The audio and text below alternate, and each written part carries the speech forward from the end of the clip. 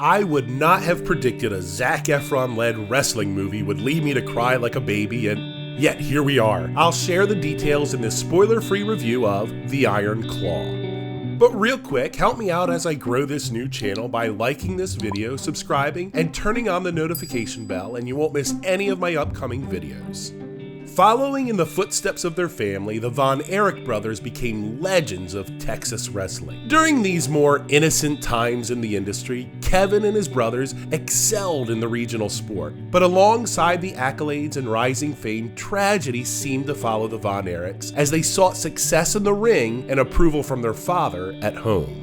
The Iron Claw begins in the 60s as we see Fritz Von Erich in the prime of his pro wrestling career. After some brief exposition, the story fast forwards to the late 70s where we meet Kevin, the oldest of the Von Erich brothers, portrayed by an extremely muscular Zac Efron with a really bad haircut. As he rises in the ranks of Fritz's world-class championship wrestling, Kevin's father has sights on something bigger. With the potential of bringing a world title belt to the family and to the business, Fritz is willing to do anything necessary, even if that means potentially fracturing his family. I am personally not a fan of pro wrestling, but once I got past Zac Efron's appalling appearance as Kevin, I was engrossed by this true life story of family drama. Wrestling is only the vehicle used to recount the tragedy, they call it a curse, that followed the Von Erich name.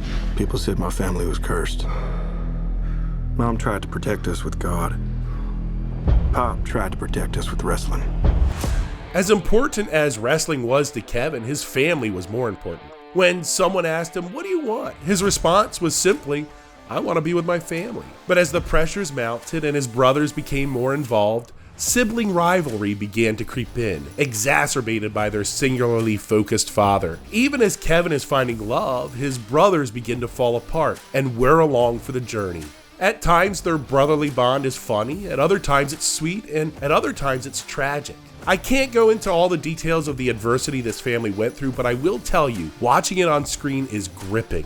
As much as we do learn about pro wrestling during that era, and it does explain the industry about as well as I've ever heard, the heart of this story is the brotherly dynamic. As much as they would badger each other, they were also each other's strongest supporters. As a father and brother myself, watching the pain these brothers encountered destroyed me. There's one moment specifically where Kevin's speaking to one of his brothers who admits that he hurts all the time.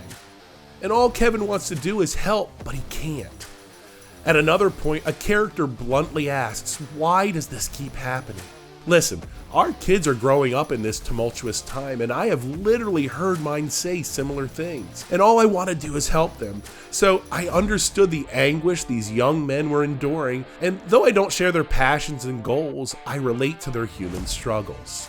It broke my heart when a woman was preparing for a funeral, but she couldn't put on her dress because she feared people would recognize it from when she wore it before. It devastated me to see a group sitting on a porch, but knowing that one character was absent. The movie does this periodically, placing us, the audience, in a familiar environment, knowing something has changed and understanding it will never be the way it used to be. The Iron Claw is based on a true story, one I was unaware of, but my friend at the screening with me was very familiar with the story, and at the conclusion he assured me, aside from some timeline issues, the film was very true to life. Now, as much as I enjoyed this movie, I do feel like the boy's mother and Kevin's love interest were underdeveloped characters. Take that along with all the male-centric storylines, I do wonder if women will enjoy this as much as men. I read David Ehrlich, a respected critic, describe this film as the virgin suicides for dudes, which I think's pretty appropriate. That film was about 4 tragic sisters, but I was moved by it as a guy. However, I'm not sure if The Iron Claw will grip women as tightly as it did me.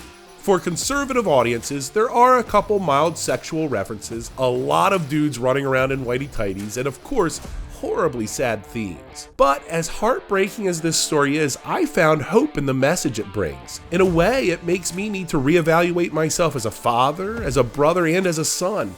I'm getting goosebumps just thinking about one moment of hope that's envisioned, and it takes all the sorrow we've watched this family endure and reminds us of the joys they shared, and establishes what is good and the potential the future may bring.